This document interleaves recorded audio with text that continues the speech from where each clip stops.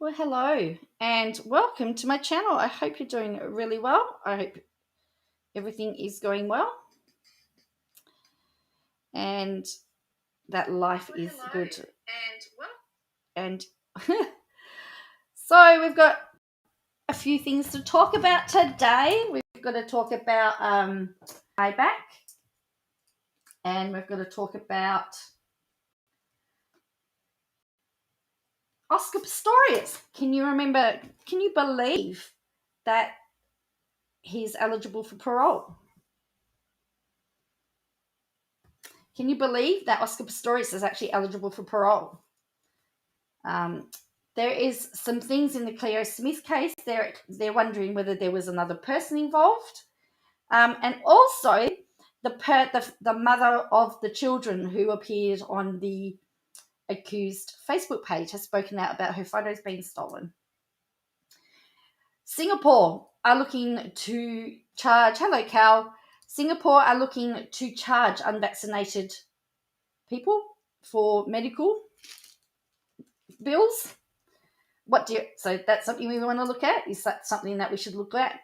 And Dylan Alcott, who is a legend, has won every tennis award you can think of, has decided that after the Australian Open in 2022, he's going to retire because he's done everything. So we're gonna look and celebrate his career. And then finally, there was a kangaroo that got itself onto a hot tin roof in Queensland. We're gonna find out about the kangaroo on a hot tin roof. So sit back and relax and let's start on this journey.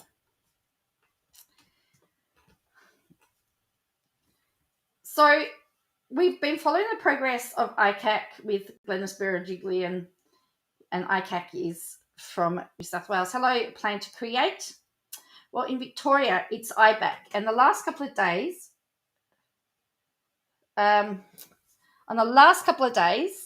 there have been some very damning evidence put towards the Victorian Premier and allegations against other people. So we want to look at that.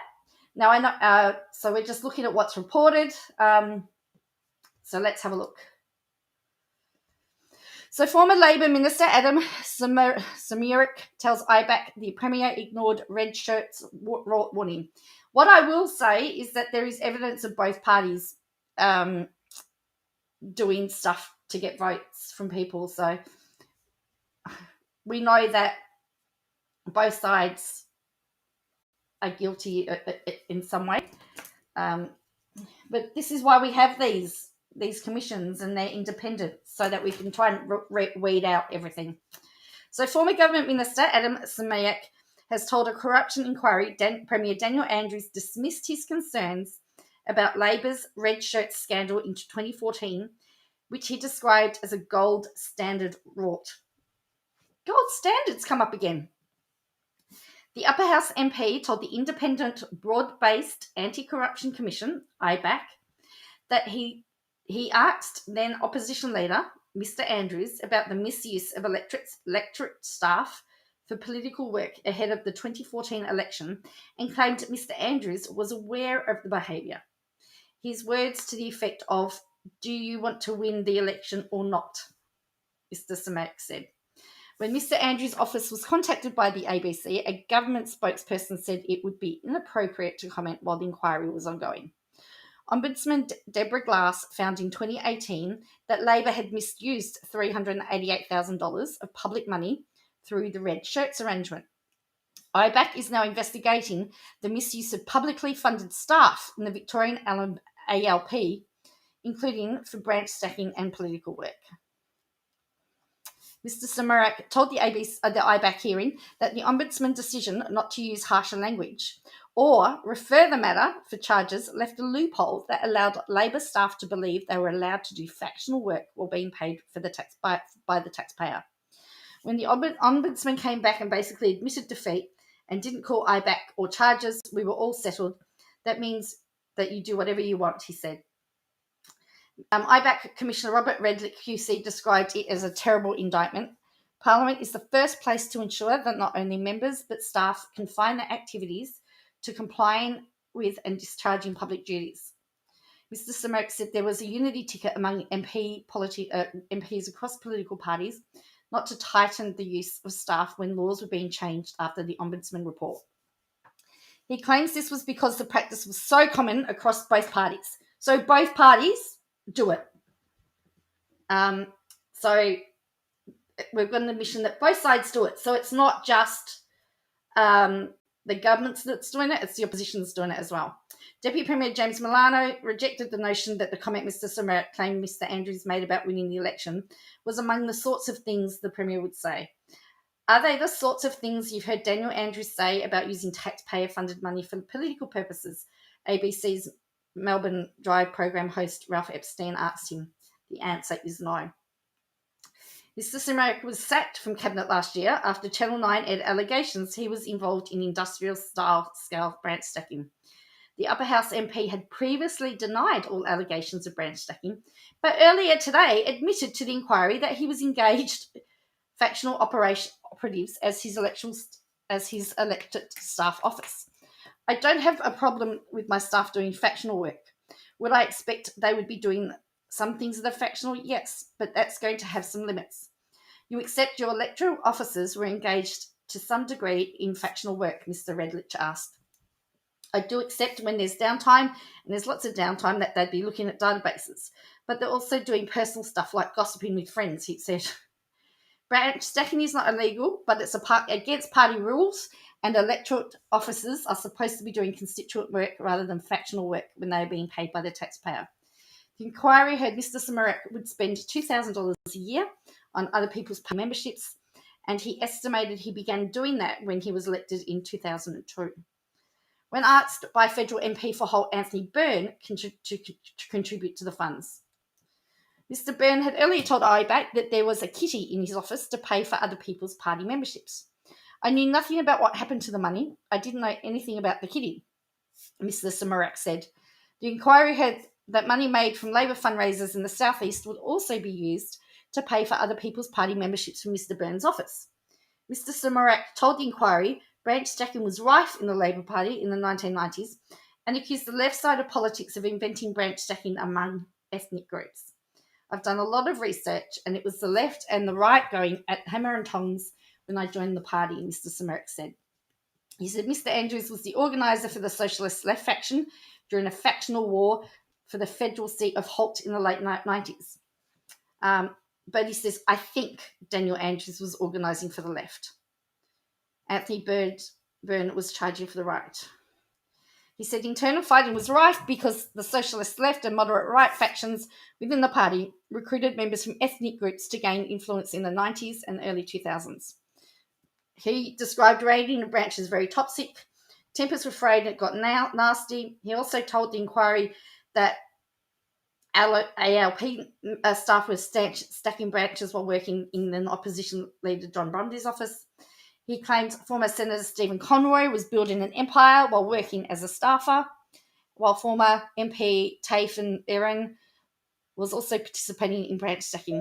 When asked about the branch stacking scandal last month, Mr. Andrews said he never paid for someone else's Labor Party membership and he followed party rules. So, do we have somebody that is out for revenge, or has he just opened up a closet of dirty linen? So this was today, Victorian Premier Daniel Andrews quiet on red shirt allegations. So it was another day of Adam Semerk today. So he's refused to comment on the allegations. He said to the effect, so the Premier, despite denying the past that he knew about the scandal at the time, refused to comment on the allegations when asked by journalists at a press conference today. I'm not getting into a debate or discussion about evidence that has been led by a witness or any witness, he said. I wouldn't do it if it was a court, and I'm not doing it for IBAC. On Monday, IBAC heard claims the Ombudsman investigation encouraged bad behaviour to continue in the party because no criminal charges were recommended. We were deeply regretful of what had occurred, Mr. Andrews said.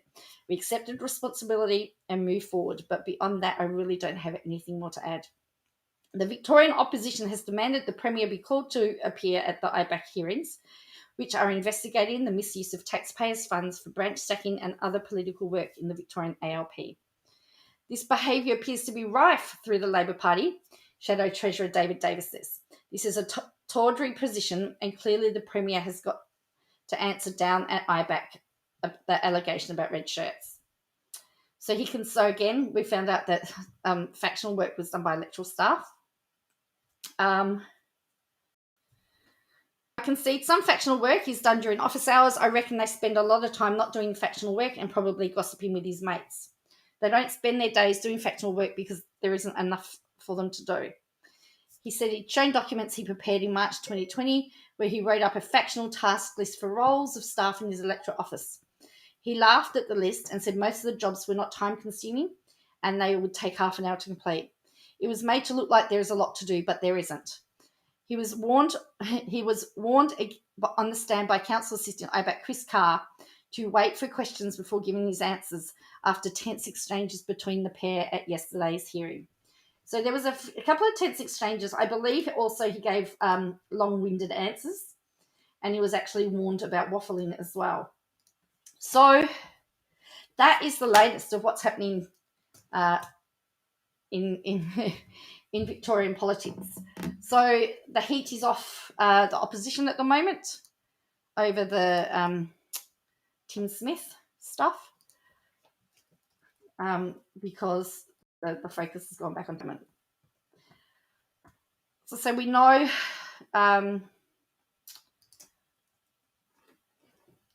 that there's a lot of stuff going to be revealed and come out, I guess, as well. All right.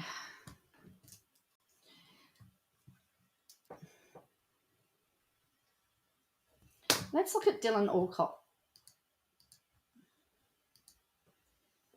Okay, 16 times Grand Slam champion Dylan Alcott to retire after the Aussie Open.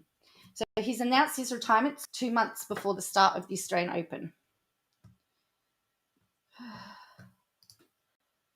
Have you? You've been looking for us everywhere. I haven't moved. So 15-time Grand Slam champion and 4-time Paralympic gold medalist Dylan Alcott has announced he's going to retire after the Australian Open, bringing down the curtain on a stunning career. He's the greatest quad tennis player of all time, and he's fresh off claiming the Grand Slam, winning all 4 Golden Slam, winning all 4 Grand Slams and the Paralympic quad singles gold medal. He's won 7 Australian Open titles. 7 Australian Open titles, and will go out with an 8th title before ending his stunning career. He's also won 3 French Opens, 2 Wimbledon titles, and 3 US Open titles, as well as 8 double Grand Slam titles. While Australia mainly knows Alcott as a tennis champion, he started his career in wheelchair basketball, winning a gold at Beijing Paralympics and a silver in London before he moved to tennis. Since then, he's dominated the quad singles world, winning singles and doubles at Rio de Janeiro Paralympics while claiming silver in doubles in Tokyo, along with his silver gold. While Alcott has achieved so much on the court, arguably his biggest achievement has been the visibility he has given disabled athletes. I'm super proud, and probably more proud, of the work we've done off the court, to be honest. Being a good tennis player is probably the 32nd priority of my life, and I mean it. Being a good person is number 1, a good family member, a good friend, a good partner to my partner Chantal, being a good advocate for my community, to change perceptions for people like me so that they can live the lives they deserve to live and get the opportunities that I've had. I'm so lucky. It's not me, it's we. We've all done this. My team, my family. Some are here today. My doubles partner Heath. Everybody. That's a part of what we do. It's a big juggernaut, but it's really changed perceptions, I hope. He said tennis has changed his life, admitting he hated himself when he was younger after being bullied about his disability. He said the moment all changed was due to tennis when he was 11 and he saw other people like him. I saw a 20-year-old bloke driving a car. I didn't know you could drive a car. He had a wife. I didn't know you could have a wife. He had kids. I didn't know you could have kids, and he was happy. That social part of tennis changed my life immediately. I realised I could have a life. It gave me purpose. It introduced me to people who were like me. Mate, geez, I'm glad I did that. He said the Australian Open helped to take the sport to more people, beginning with a landmark moment when his quad singles final was moved into Rod Laver Arena. I'll never forget. I went up to Craig, Australian Open director Tilly, and I was playing on the outdoor courts, and I studied commerce at uni. And I said, it's basically economics, supply and demand. You've got more people that want to watch than we've got seats on the outdoor courts. So I conned him into putting me on Rod Laver. Then we played on Rod Laver, and we're live on TV. I'll never forget the final on Rod Laver on TV. 10,000 people there. I looked up, and there were 500 kids in wheelchairs there. I'd never seen that in my life. That's the reason I get out of bed. It's not to win the Golden Slam. But in saying that, tennis has given me the platform to do it, and I am forever grateful. He said the Aussie Open had now set the tone on all disabled athletes should be treated. He admitted that he had been pondering retirement since 2017 and had promised to train his butt off for the next 2 months and try and go out on a high. The 30-year-old has a successful media career and many other irons in the fire. He has a consultancy company, a food company, a foundation, wants to get into acting, and has a script he's written, even quipped about politics. As a Victorian, Alcott said he wanted to go out at Melbourne Park. It means so much to me, this place, because of what Tennis Australia has done. The Australian Open, but mostly the Australian public. Getting behind a disabled athlete in a way that everyone has just been life-changing, hopefully for a lot of people. And it set the standard of how athletes with disabilities should be treated. We are worthy people to watch. We do give a return on investment. I'm really glad about the next generation who are going to get the same opportunities. After the announcement, the tributes began to flow for Alcott. Speaking to Wide World of Sports, Aussie doubles champion Todd Woodbridge called him one of our greatest athletes. He's proven to every athlete what they're capable of doing, he explained. Just being around Dylan is so motivating. He's been an extraordinary role model for so many people. So here's some of the Twitter stuff. And so, yeah. As you can hear, he has an amazing outlook on life. You can't be anything but happy around him because he just... him and Ash Barty, I think, are two of the most gracious people that I think we've got in sport at the moment, where it's about other people, not about them. Look, I'm getting emotional. I'm really getting emotional. It's when great people like Alcott retire, there's gonna be a big hole left. So I hope that he can go out on a high, go out on a bang. That would be really, really good. But I don't know, and he's very exciting to watch. He just has this charisma about him. You can't help but love her, can you? You can't help but love Ash Barty, and they've both got that same charismatic energy, And the fact that quad tennis, is played on Rod Laver Arena is just amazing, as he said.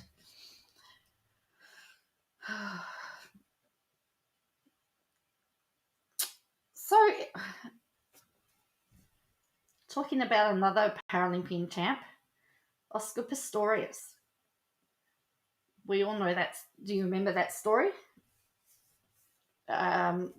He was charged for murdering his then girlfriend. Do you know it's been 8 years? 8 years. It's been 8 years for Oscar Pistorious has been in jail. So he's up for parole. But he must meet the parents of murdered Reva Steenkamp. So 8 years after killing his girlfriend, South African Olympic runner Oscar Pistorious is eligible for parole. But he must meet with Reva Steenkamp's parents before he has a chance of being freed. So Pistorious shot Miss Steenkamp multiple times through a toilet door on Valentine's Day 2013. He was convicted of her murder in 2015 and was ultimately sentenced to 13 years and 5 months in prison. He became eligible for parole in July after serving half his sentence. A parole hearing was scheduled for last month and then cancelled partly because a meeting between Pistorious and Steenkamp's parents, Barry and June, had not been arranged. Lawyers for both parties said on Monday. Julian Knight, a lawyer for Pistorious, said another hearing was scheduled for October, but was called off because a full report on Pistorious' time in prison was not available. Mr. Knight said another hearing date had not been met. The Steenkamps want a face-to-face meeting with Pistorious before he's considered for early release from prison, as is their right under South Africa's victim-offender dialogue policy. The pair have previously said they want to challenge Pistorious on why he shot their daughter. They, Barry and June Steenkamp, feel that Reva has got a voice, the lawyer said. They are Reva's voice and they owe it to their beloved daughter. The Steenkamps will also be allowed to make recommendations to the parole board, although Ms. Keon would not say if they would oppose release. Parole boards do not consider the opinion of victims' families when deciding whether to release a family. Parole boards do consider the opinion of victims' families when deciding whether to release an offender. Mr. Knight said he was hopeful the meeting between Pistorious and the Steenkamps, which must happen before a parole hearing, could take place by the end of the year. Ms. Keon said it was a huge surprise for the Steenkamps when correction officials contacted them last month to say Pistorious was eligible for parole. They thought he would be not eligible until 2023.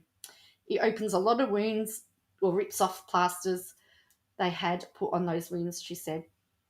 The confusion over when he would be eligible emanated from Pistorious' long and protracted murder trial and 2 subsequent appeals by prosecutors.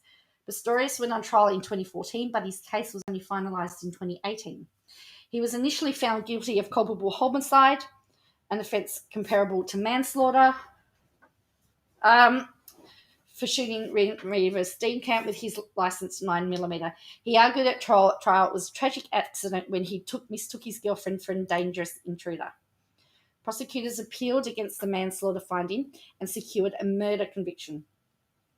Pistorious was sentenced to 6 years jail for murder, but prosecutors again appealed what they call a shockingly light punishment for murder. The Supreme Court of Appeal then more than doubled his sentence in 2017. The time Pistorious had served since he was convicted for culpable homicide counted towards his parole eligibility. He maintains it was an accident, but he did get convicted of murder. So, but anyway, he's up for parole and he has to meet the Steenkamp. So, yeah. It really didn't seem that long ago, though, did it?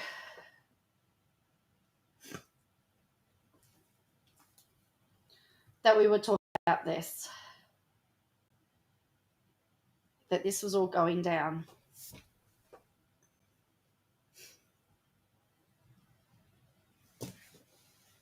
He's done 8 short order cook, and he was sentenced to 13.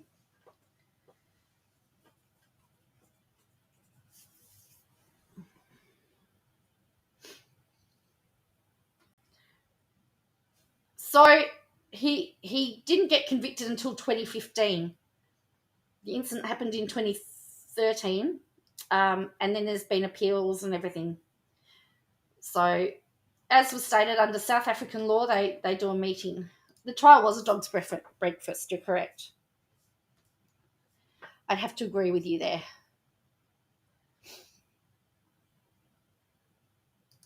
So, yeah.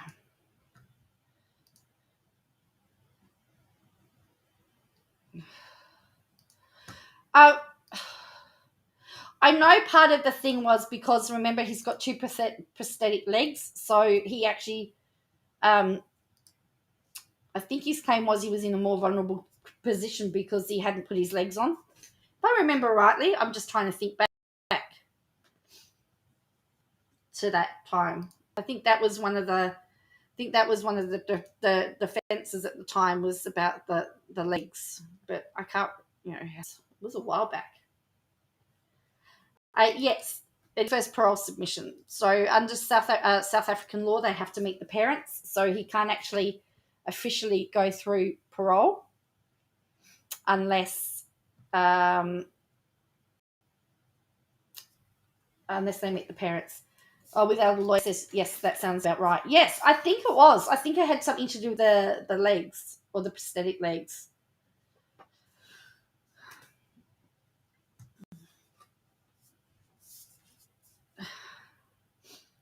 That's going from my memory because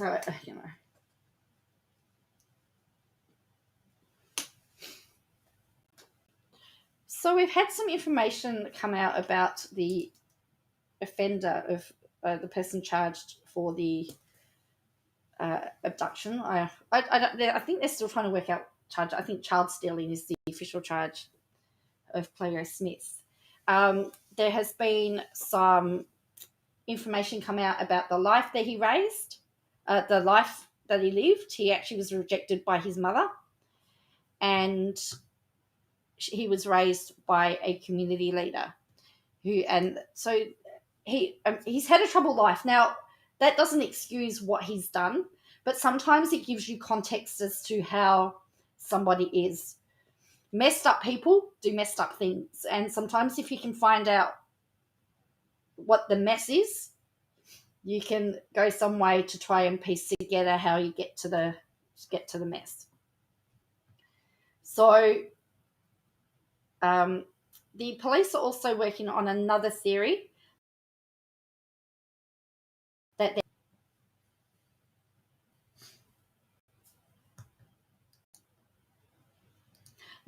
Cal, she was in the bathroom, he was in bed, from what I can remember. And the other thing is, the other thing is that all the police officers are getting honours by the West Australian Premier. But all right, so this is from Perth Now. So this is a Western Australian newspaper. So tradie claims alleged abductor told him doll room for daughter. So Smith's alleged abductor told a visiting tradesman that he had a daughter after showing him a room of his home filled with dolls. The man, who did not wish to be identified, was employed to paint the house, said one of the rooms was decorated as a little girl's room, according to a report in The Australian. Mr. Kelly allegedly made the claim about having a daughter after the tradesman saw the doll-filled room. It is understood that the police have interviewed the painter as part of their investigation. So the 36-year-old appears to be a children's doll collector, and has pictures on social media wearing a Bratz t-shirt clutching two popular figurines. Forensics were also seen carrying out doll boxes from his house. It comes after the West Australian revealed he'd previously been seen driving around the campsite where he is alleged to have kidnapped Cleo. The camper, who has strong ties to the area and often spends weekends at the Blowhole campsite, said he knew of Mr. Kelly and seen him driving several times at the site about 70 kilometres north of Carnarvon, driving a four-wheel drive. He was arrested in the early hours of Wednesday morning. He's facing multiple charges, including one count of child stealing, and is due to appear at the court in court next week. So they're shifting their focus onto the driveway and the car. So this is the car that they're working on. A collector is a stretch. So the forensics officers have remained at the Carnarvon home of the abductor since she was rescued, and she'd been missing. She'd been missing for 18 days. One of the key people involved in Cleo's rescue, Detective Sergeant Cameron Blaine, returned to the property on Tuesday to speak with officers at the scene. He could not comment on the investigation. He said it was going well, and they'd stay in town at least until the end of the week, as they tried to ascertain whether more than one person could have been involved. Detective Blaine returned to Carnarvon after spending the weekend back in Perth. Police said on Monday they were limited in what they could say, given he was before the courts. They have asked anyone with relevant information to come forward.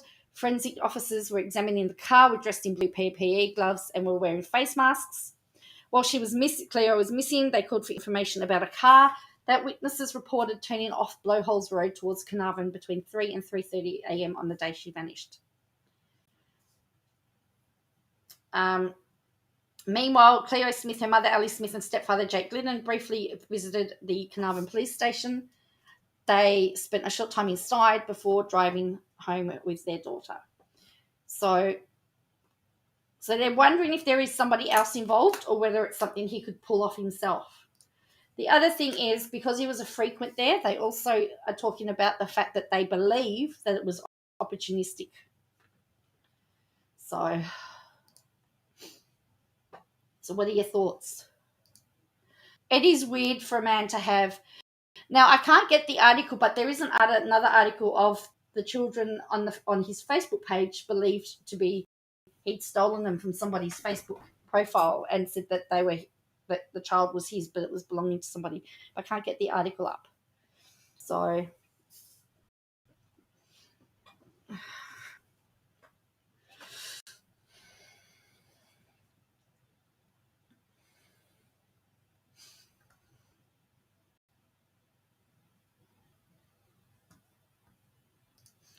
well, yeah, I mean, there doesn't seem to be any evidence, but I don't think that they've ruled it out. Obviously, in interviewing him, they've obviously come up with some concerns as to whether it was something that he could do on his own. You can see Graham's post on your screen, but not in chat. That's interesting. I don't know, Cal.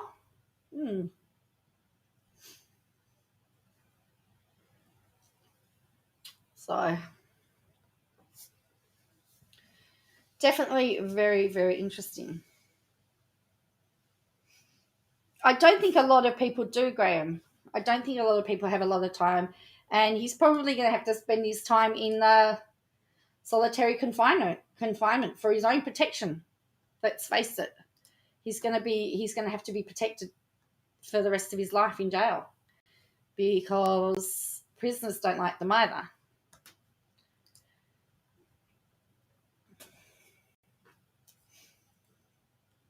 Okay. So, you can see...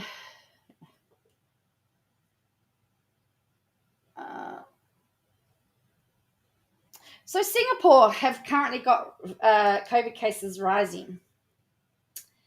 And, hello, Elizabeth. Singapore to bill unvaccinated COVID-19 patients as fresh infections surge across the island. So unvaccinated patients in Singapore will have to pay their own medical bills from next month as the island nation comes to grip with a worrying COVID-19 caseload. So in the past 24 hours, Singapore reported 14 deaths from COVID and 2,470 new cases. Singapore's Ministry of Health says the government has been paying full coronavirus costs of all Singaporeans, permanent residents and long-term pass holders since the pandemic began. This does not include those residents who test positive after returning from overseas travel. But from December 8, all COVID-19 patients in Singapore who are eligible for vaccination but do not choose to will need to cover their own medical expenses. Those patients who have received only one jab will not be charged by doctors and hospitals for coronavirus treatment until December 31 to allow them to complete their vaccination. In explaining its decision, the MOH said unvaccinated will disproportionately contribute to the strain on Singapore's health care system because they represent the majority of patients who need intensive care for COVID. Children who are below 12 and those who are medically unable to receive vaccines will still have their bills covered by the Singapore authorities. The government has paid for medical expenses to avoid financial considerations, adding to the public uncertainty and concern when COVID was an emergent and unfamiliar disease. For the majority who are vaccinated, this special approach for COVID-19 bills will continue until the COVID-19 situation is more stable. Singapore is one of the world's most inoculated countries, with more than 85% of the population having received 2 doses of a vaccine, with 18% given booster shots. So they're actually ahead of us. I mean, I know we've got 80. I know that we've just passed. I know parts of are hitting 19, but to have the whole country 85% and 18% being given booster shots, they are ahead of us. So, and they're still having trouble. Among its elderly population, 94% of people aged between 60 and 69 and 90% of those aged 70 and older have been double dosed. Of the new cases, 2,307 were reported in the community, with 156 infections in migrant worker dormitories and 7 imported cases. Meanwhile, Singapore and Malaysia will allow quarantine-free travel between both countries for installation for individuals vaccinated against COVID-19 later this month, according to a joint statement released on Monday. The neighbours will launch a vaccinated travel lane between Changi Airport and Kuala Lumpur International Airport from November 29, the statement said. So, question, is this something that Australia should like? I know that we've got Medicare, but should the government consider charging unvaccinated patients for COVID care? I'm just putting it out there. Or should we still keep medical free?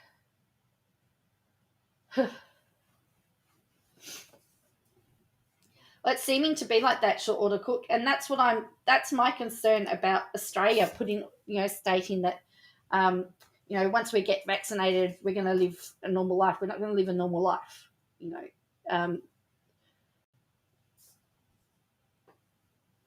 Yes, Israel. Israel also has high case numbers. This is the thing. And in fact, Singapore, as I said, have started the boosters as 16% boosters. We've only just started talking about booster shots. I'm due for mine in December.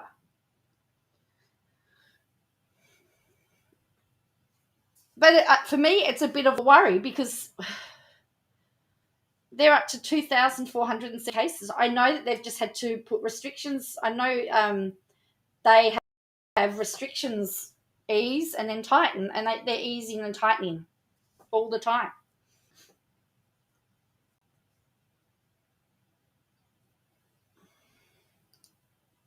Well, that's also a good point, short order, Cook. Yeah. And Singapore were one of the first countries to vaccinate under 18s. And they were one of the first to, Israel has got huge troubles too.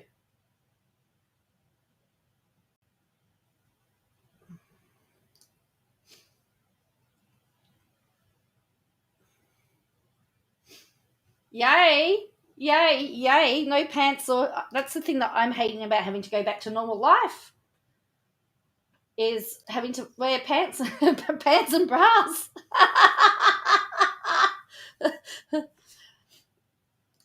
And the other thing is that it keeps mutating, so it keeps, there's all these new strains.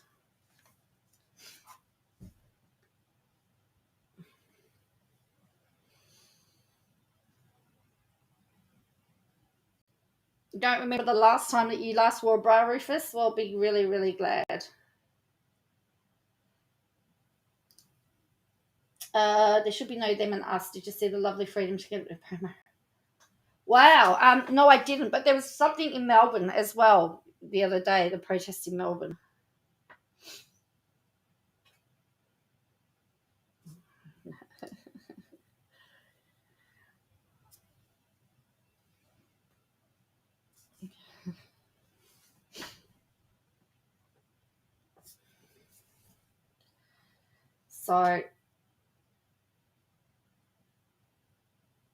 So Singapore and Israel are the two countries that I pay a lot of attention to.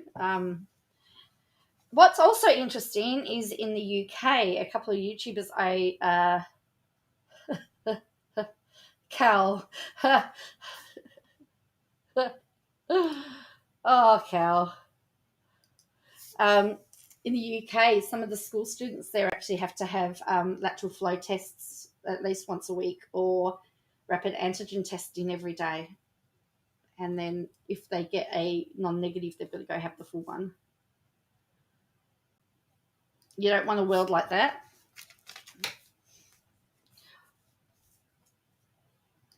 So as I said, I've just put that out there. For me, I mean, I'm all of the thing is that healthcare should be. I'm all of the healthcare should be free, and there should be no division between people. There should be no private or public. It should be just healthcare. That's my thing, and it should be available to everybody. But that's just me. That's my own personal opinion.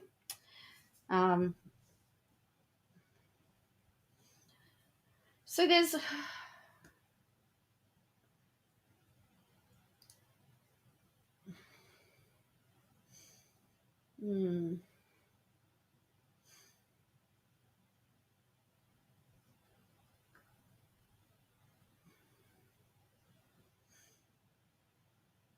Well, I think there's a new Pfizer's released a new tablet, and that seems to be very effective.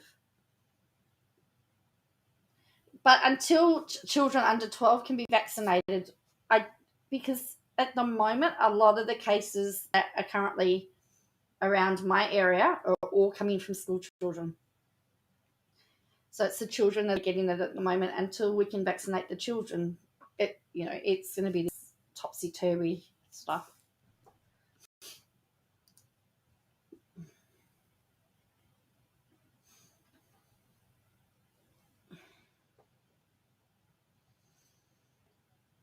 And by the way, there's supposed to be our favourite YouTuber is supposed to be sitting down for a deposition. I don't know if anyone follows me on Twitter, but I wrote a poem.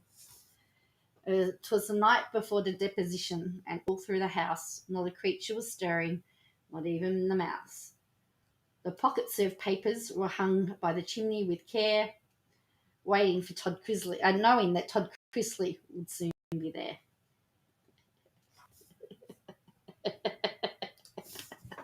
That was my poem. So he's supposed to be going to Minnesota, apparently. So I wrote that poem, came up with it myself. I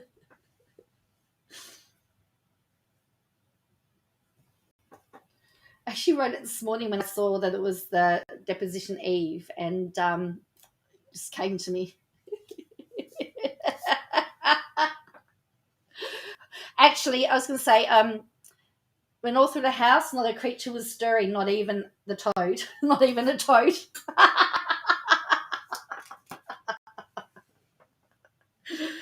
Oh dear. It's also her birthday, I think. So thank you, Shaw Cook, for the applause. I know.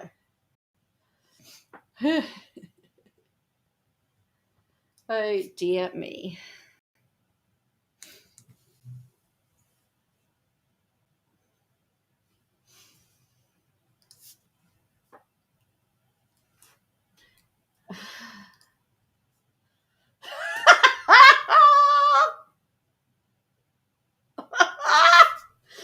On the first day of KJ, my true love sent to me a lawsuit from Todd Crisley.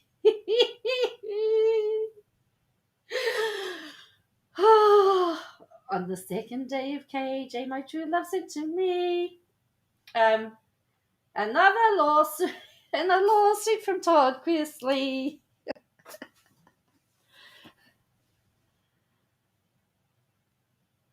Anyway. All right, all right, everyone pick a day of Christmas and write it out. See if we can get the 12 days of Christmas going. So what happens when you have creatives?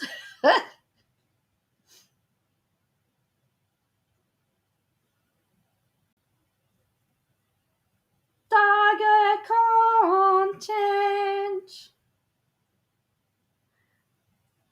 Three, because there's only 3 sister wives now, aren't there? There are only 3 sister wives. I was going to say 4 sister wives.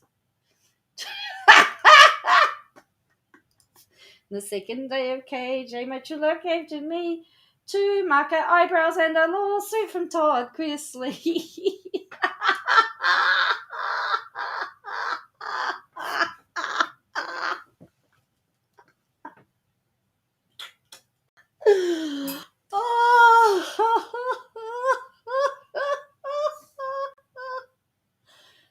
One minor bird and a On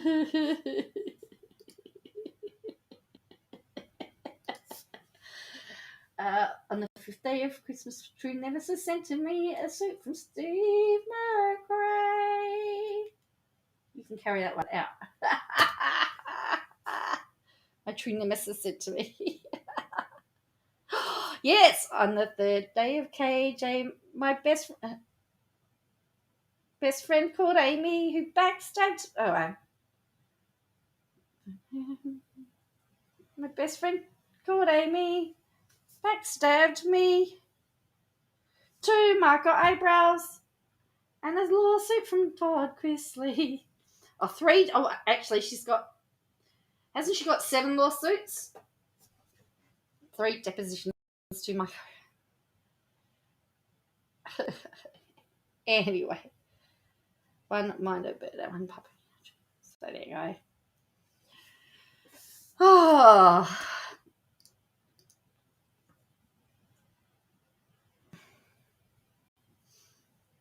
So you've heard the saying of a cat on a hot tin roof.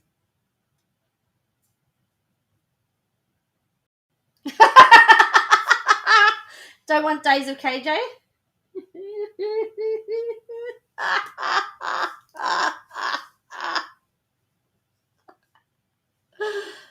Oh, 5 golden stings, 4 cult leaders, 3 depositions, 2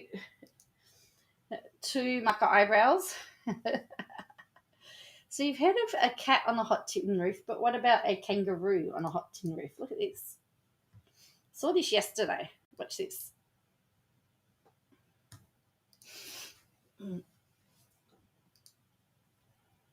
Watch that. Hello, play. Can you play for me, please? Play. There we go.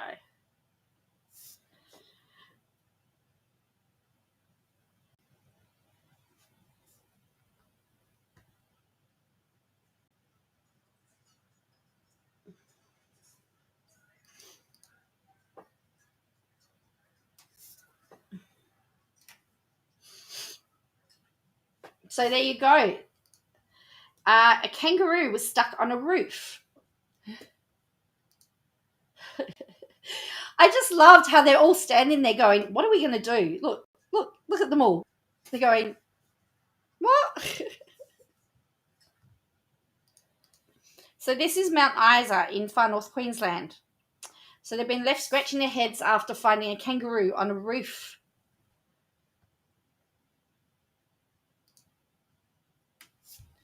On a roof of a house on Monday evening. Locals spotted the kangaroo atop a home on Duchess Road and called in emergency services, who had to be convinced it was a genuine call. They thought it was a hoax. They thought it was a hoax. We thought it was a hoax when we got the call, but sure enough, when we showed up, there it was on the roof. We went up with our harnesses and rescue equipment, but as soon as we got there, he went off the end of the roof and jumped into some shrubs. We can add this to rescuing dogs, cats, birds, and now a roo off a roof. We don't know how it got onto the roof. It's still a mystery. It's only a little one.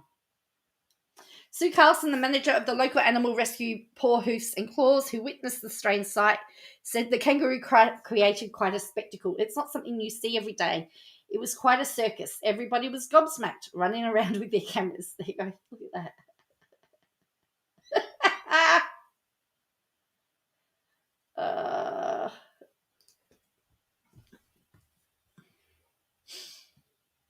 Was he identified as the jumper?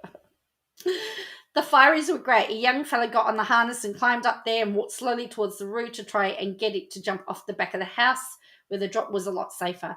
It's a unique situation and one that we've never had to stop before. It ended up bounding off into the bushes, so it was happy ending to a funny story. So there you go. So they thought it was he tailed out of there. So they thought it was a hoax because we see kangaroos hopping down the streets. I've seen a kangaroo hopping down the street. I've never seen one on a horse, on a roof.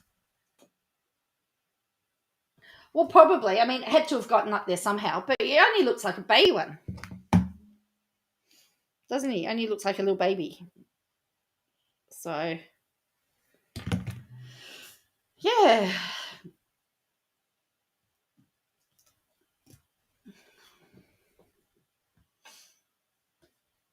I know I got your kangaroo comment. I just ignored it. I sent that one through to the keeper. Kanga on a hot tin roof, yes.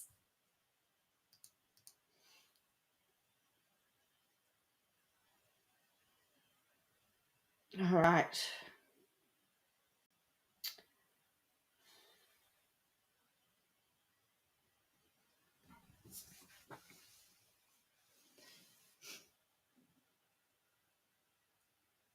Now we'll be talking about drop kangaroos instead of drop bears, hey?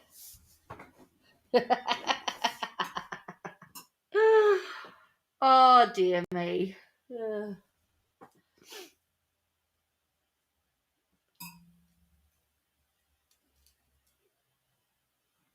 Only in Australia. Yeah, it's true. Only in Australia.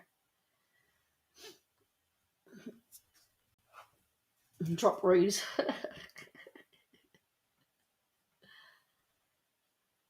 Whatever your preference. Oh, dear.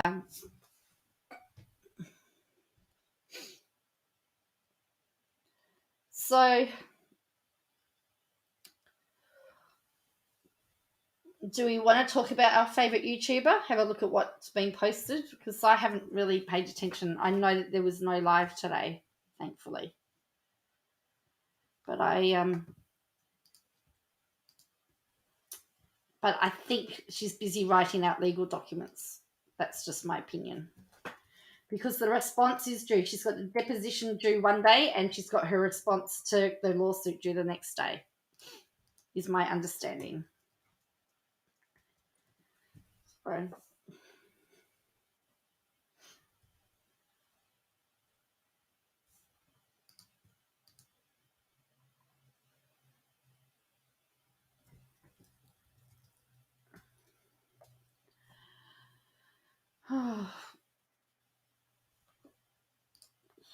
she's looking at some statuettes, probably. Well, remember she's in lockdown, but got her brows done. Oh dear. Do I have to take your wrench off you? Actually, it's good to have a mod here. It's all about the Texas tragedy, of course. Of course it is, because, you know, we have to make money off tragedy, don't we? So she did an interview with Christine Brown's aunt. I believe it is actually. I've heard people that have watched it said it was very interesting, because she kept getting corrected all the time, and her people watching it didn't understand what her point was. So she got slammed in the comments. So she had this exclusive. Christine Brown's aunt, Kristen, reveals how saying no. I don't know. So then Jim Bob Duggar ramps up election efforts by purchasing billboard. Guess what? When I drive to work every day, I see a big billboard of Clive Palmer. That's what they do, don't they? And then Travis Scott Astroworld disaster, one of the worst in history. Compared to what?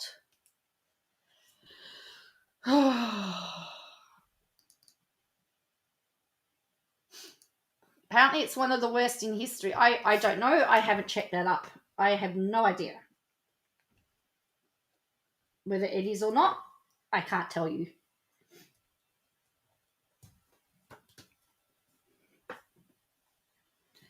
You didn't think she would jump on it? Yeah, well, she has. Unfortunately, she has. Apparently, one of the screenshots I saw, or she said, was that she needed to. She wanted to do varying content so that she wasn't always on the Duggar bandwagon. So she's just trying to. She knows her Duggar money's nearly done. if I was to talk about Katie Joy every single day, I'd be sitting on 4,000 or 5,000 subs now. But I choose not to, and I choose not to all the time because she's boring. But I'm very happy with my sub count where it is, and I'd rather, talk about different stuff.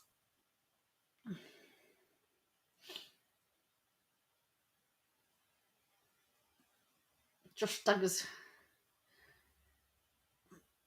The most amount of deaths at the festival was a Rolling Stones gig in the 70s, was it? Well, she has prefaced it by saying one of the worst. She didn't say it was the worst. She said one of the worst. So at least she's used the right. The other thing I heard her say, or people were saying, was that people weren't necessarily trained staff. How many jobs? All right, here's a question for you. How many times have you gone to a job that you've been fully trained for, out of interest? I know for me, in most jobs that I've done, I've had to be trained for. As long as the person that is the supervisor is trained.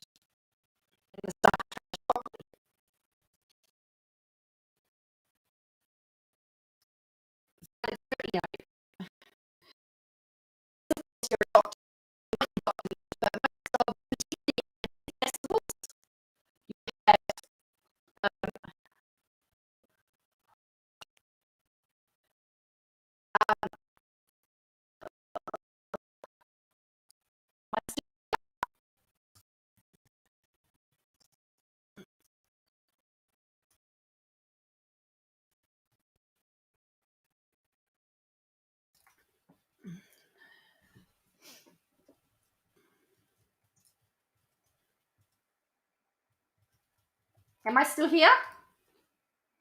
So for me,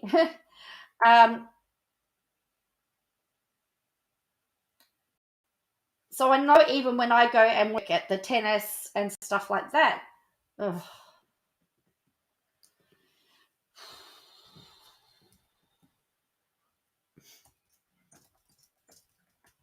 All right. I know when I work at the tennis and stuff, I do cleaning or whatever. I wasn't I know how to clean, but I wasn't trained. I had to be trained how to do the COVID cleaning and stuff. A lot of music festivals, they do have untrained staff because the supervisors are trained and train them to do it. There are jobs where you have to be trained to start, but a lot of the stuff that I do, not. Even when I did merchandising for the Wiggles, I knew how to merchandise, but I didn't know that I'd have to actually be able to, break up fist fights and everything between parents. That stuff you can't take into account. And the security guards would. I always wondered why there were lots of security guards around merchandise tables at Wiggles concerts. I found out why. Because parents all want the same toy for their child, and if they miss out, they get very aggro.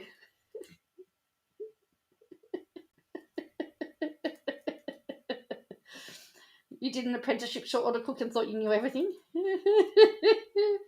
I know you've never lived until you've seen parents in a punch-up over a Wiggle toy. Oh, I'm just glad I wasn't actually the person that was selling the balloons at said concert actually ended up with a black eye because they were fighting over it. Parents were also fighting over the balloons, and they had one balloon left, and someone ended up with the poor person selling them ended up with a black eye. Wiggles parents are vicious. I've also worked at the wrestling, and they are the wrestling people are the most loveliest I've ever had to deal with, I might just add. But that Wiggle crowd, oh.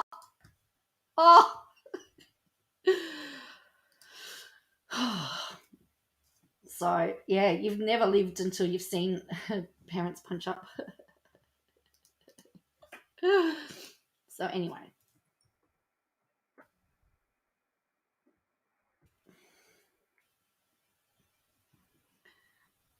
So, I guess Tomorrow, I'm expecting that there'll be some type of live. Tomorrow, a Katie Joy live, possibly with the spirit amber fluids flowing. So I guess we just have to wait and see. Tickle Me Elmo was pretty bad. Oh, look, when kids want something, parents will do anything to get them. Allegedly. So.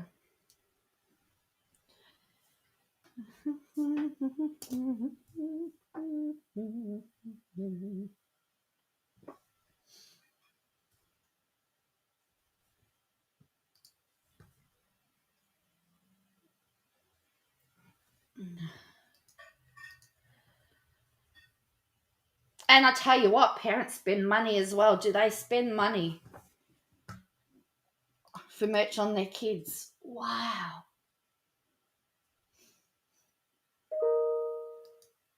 Do they spend money on their kids?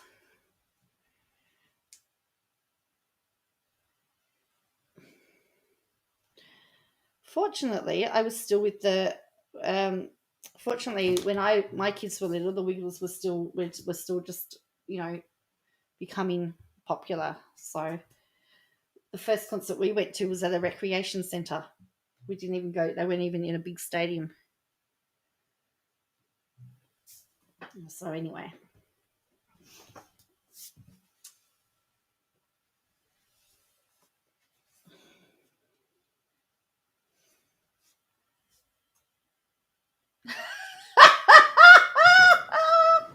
Oh yes, the Tickle Me Elmos. Well,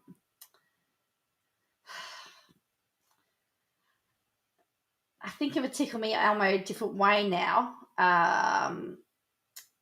After the guy that played Elmo did, because they've had to replace him, of course.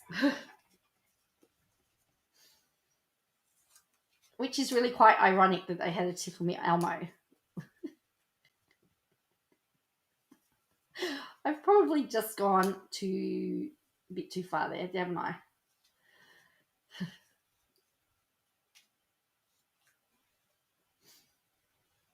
I had the yeah, I think I better stop before I get myself into trouble. Oh dear me.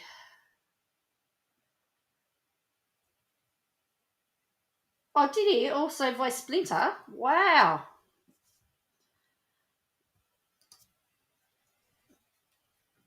Did he? Wow. You know, Big Bird got vaccinated.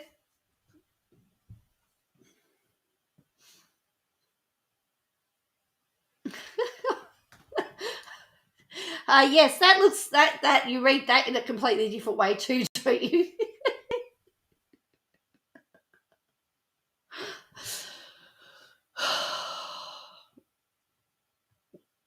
Where is it? Big Bird got vaccinated. Where are we?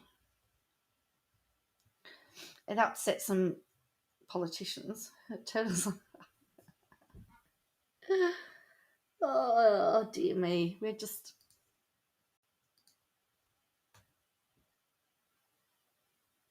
Oh really? Oh.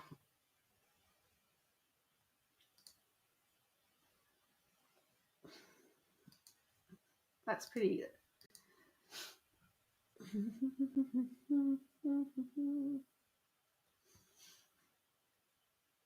I'm just looking for it. I just saw it about it and I can't find it now, can I?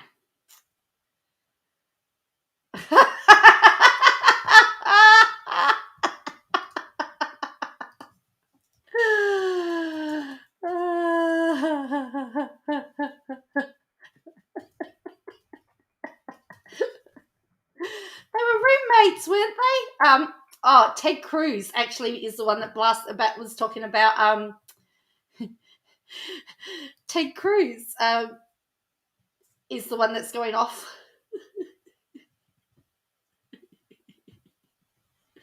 About Big Bird.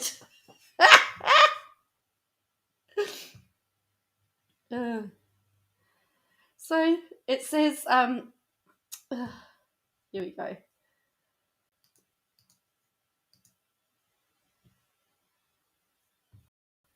Big Bird has been vaccinated against COVID-19. A 1972 clip shows Big Bird getting the measles vaccine has also resurfaced. To help educate kids about COVID-19 vaccine and encourage them to get it, Big Bird from Sesame Street announced that he just got the shot and is feeling great about it.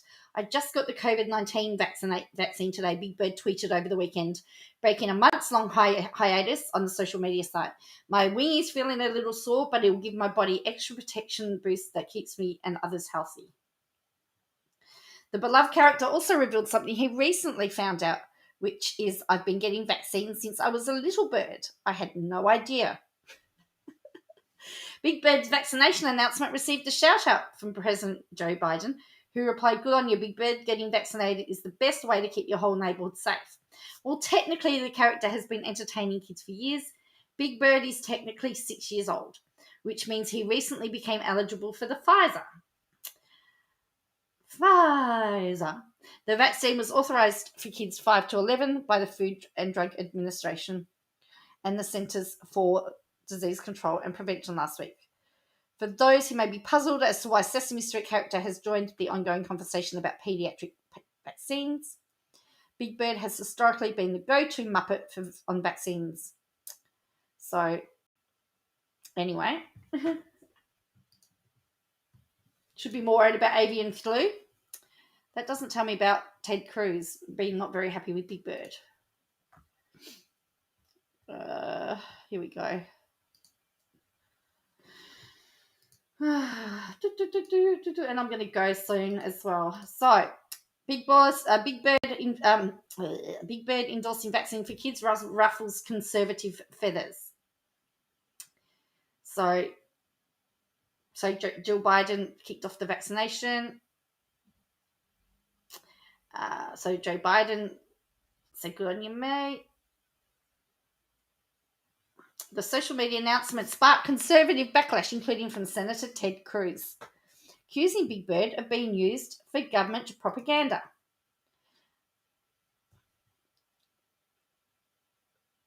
Government propaganda for 5-year-old. Disease Control and Prevention recommended Pfizer vaccines for children ages 5 to 11 last week, expanding eligibility to 28 more Americans. The tweet from the TV favourite, who's said to be always 6 years old, is part of the administration's big push to get kids vaccinated against COVID-19 following the Food and Drug Administration's full authorization of the shot for kids as young as 5. The First Lady will visit an elementary school with Surgeon General Vivek Murthy on Monday to promote paediatric vaccinations. Big Bird's announcement came the same day as the icon participated in a CNN town hall alongside his Sesame Street neighbours, Elmo and Rosita, called the ABC of COVID vaccines, where they answered kids' questions about vaccine with CNN's Dr. Sanjay Gupta and anchor Eric DeHill. Cruz has received the COVID vaccine himself, but says he's against vaccine mandates. The Texas senator continued to criticise Big Bird's announcement on Twitter. Big Bird coming over to vaccinate your kids. In response to ABC's request for comment, Cruz's office pointed to previous tweets from the senator encouraging parents to make their own decisions regarding their children's health. This is not the first time Sesame Street character has weighed in on vaccines for children. After Cruz accused the administration of using Big Bird to spread propaganda, a 1972 Sesame Street clip showing Big Bird lining up for the measles vaccine began gaining traction online. Newsmax host Steve Courts joined Cruz in attacking the Big Bird tweet, calling it evil. Others came to the Sesame Street character's defense. Former President Donald Trump's niece, one of his frequent critics, Mary Trump, defended Big Bird and pointed out Cruz's vaccination status.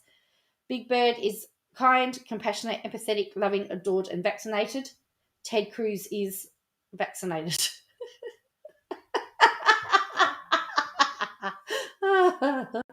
So there you go. Big Bird. So this is Big Bird getting vaccinated in 1972. Doesn't look like he's. Something's going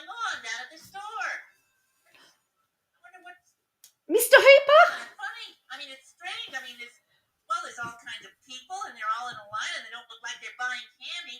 And there's a sign that says, "Don't wait, vaccinate." Oh, and there goes a boy with a balloon coming out of the store. Hey, what's going on here? There you go. So Big Bird got he got the measles vaccination back in 1972.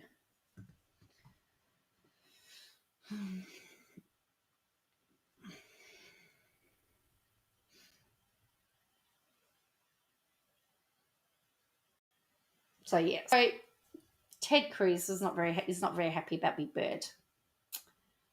So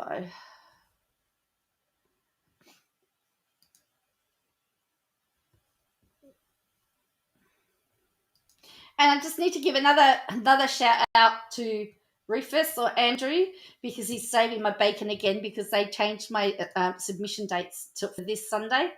And so I've sent him some stuff. I've sent him some of my music. It's all done. It just needs to be mixed properly. So he's going to do that for me. The one I have to do myself, I've got to do myself. So he's saving my bacon again. So I'm very appreciative of it. So I love it. But then after Sunday, I've got nothing due after Sunday. Yay. I'll be free as a bird. I'll have to find something else to do, hey? Bacon. Oh, dear.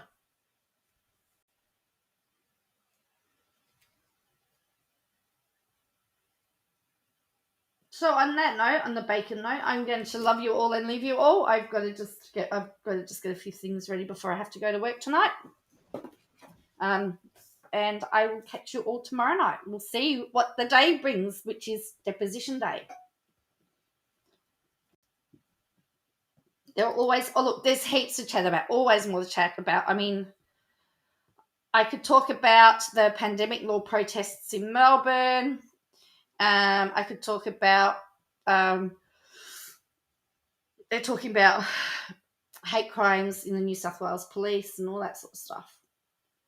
All right, but anyway, we're going to leave it there, but I'll catch you all tomorrow night, and we'll see what tomorrow brings. All right, have a good one.